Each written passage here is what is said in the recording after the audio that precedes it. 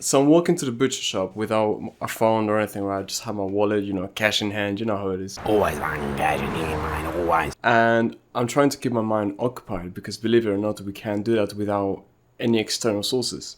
I'm trying to figure out how many push-ups a day I would need to do if I try to do 10,000 push-ups in 4 weeks, 28 days. Because then if there's a month with more than 28 days, every month but February, I just have a rest day otherwise. So I was thinking in my head 10,000 divided by 28. If you're a regular dude like me, it's gonna take, some sitting down and working it out. But I was trying to do this despite having to cross roads and paying attention to where I'm going, etc. So here I am, right? Like my little small brain thinking, all right, 10,000 divided by 28. I'm drawing the freaking things. I'm doing, okay, take the 10, add a 0, blah, blah, blah. I'm doing the math. And I walk past this girl. Now, this girl, super beautiful. I was too busy doing maths in my head to look at her for long, but she was very beautiful. She looked super feminine. She was wearing this dress, like summer dress, whatever, right? She wasn't like revealing. She had beautiful short curls and just a really nice face in general. And she looks at me as I'm just, like doing this stupid mouse in my head, and she smiles at me, and I look at her, too immersed in the freaking maths that I'm doing in my head. 10,000 divided by 28. I'm gonna search it. I got like 257, but I need to search if it was right. And she smiles at me, and I see her smiling, and it's the type of smile that took some courage to summon. You know when you try to smile at people, but you're like slightly awkward and whatever, and you're like, imagine if this person looked away. Well, that's exactly what I did, and as I realized what happened when I finished my mathematics, I was like, I didn't expect or want anything from this stranger. Neither would I have pursued anything, most likely. But nonetheless, I was like, I made this interaction bad for her. She might suffer from it for a little while, or it might make her mood down for 5 minutes until she forgets about it. And bro, hold on, I need to check. Is it 257 or not? Divided by 28. 357. Oh no, yeah. I did get 357. I just accidentally changed the 2 into a 3. Otherwise, it wouldn't make sense. That I would get it wrong on first go. Okay, so I got the math wrong. Right, sorry. Okay, now that I know that I got the math right, I've got some peace of mind. Let's talk about what I want to talk about today. I want to talk about using ourselves as ways of being stimulated. We tend to heavily rely on our phones, right? And we access them. We look at the phones when we're waiting in line. We look at them when we are doing anything else. And it seems like we just grow and develop this dependency, which we, believe it or not, or accept or not, are severely tied to.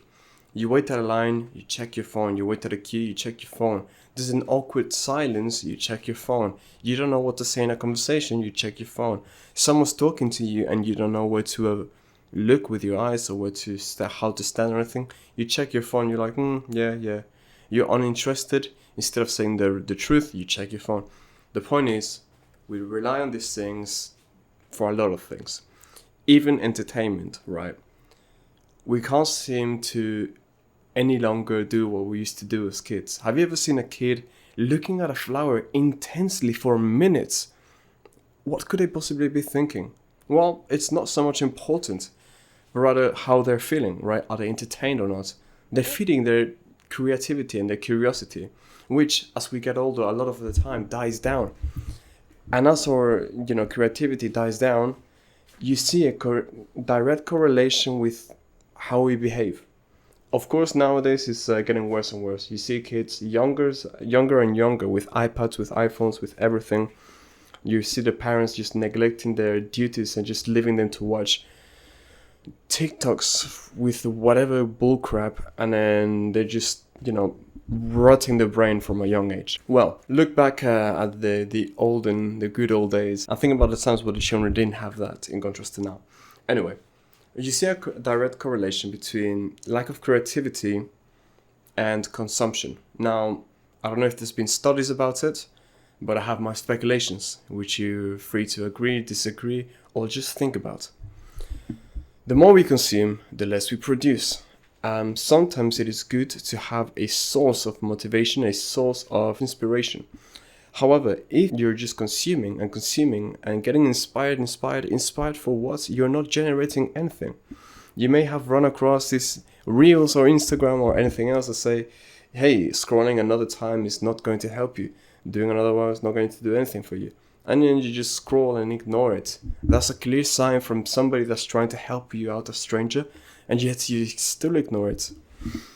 Look, what I've noticed with myself these past few days that I've been not using my phone at all. I still use my computer to do work and whatever, to write. I'm writing a book.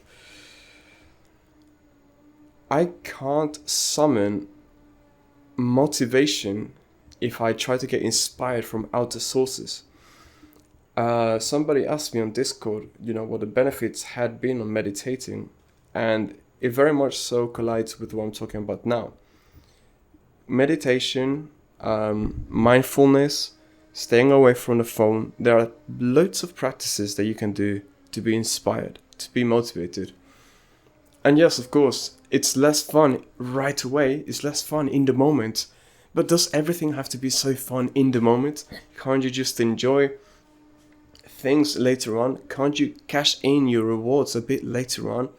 Man, because if you want to have that mentality, why not take it to the extreme? Doing a line of cocaine right now would be the most fun. It would get you going. It would get you inspired or aggressive or whatever. But you know that it's not right. And there are still other things that you do, that I do, on a slightly lower scale, which are wrong, but we continue to do because we don't see it as bad yet. But eventually we might, because we keep giving ourselves more and more leeway. What if instead you start cutting back little by little? I'm not telling you, and it's bad advice, bad practice, to go from a 0 to 100. It's not cut everything out, become a monk, go monk mode, whatever, and then start meditating every day, start doing this, start doing that. It may very much so work for you, but for the most part, most people, it won't. Instead, why don't you push yourself to be 1% better every day? Why don't you say to yourself, okay, today I'm going to reduce my screen time. I'm going to put some limiters. Today I'm going to take it's as if it was a religious day, and I'm not going to play games or do anything. I'm just going to read a few books. You're still consuming, but it's on a much lower scale. And things of the sort. And eventually you develop this ability, you develop this skill, and you become better and better. Until you are a person that people look up to. Until you are a person that is completely free from desire, completely free from needs. And not because you're nihilistic about life and nothing matters, but rather because you are complete in yourself. Your glass is overflowing with love, and you are giving all of the access to the world. I encourage and support you to try this out, to try to cut back and see what it would be like for your brain and for your creativity to just be left alone. Be left with no more ideas, no more inspiration. Just take some time alone. You may not see any changes in a day. Yeah. But wait 2 days, wait 3 days. See what you can do little by little. Don't give up so quick just because it's not working as fast as that line of coke, but rather have a bit of patience. Little disclaimer, because I use the line of coke quite a lot. I've never done cocaine in my life. I just want to make that clear. Anyway, just try to be 1% better every day. Join my Discord. I don't know if it even says it here anymore. And much love. Quick reminder to fix your posture and take deep breaths into your diaphragm from your nose.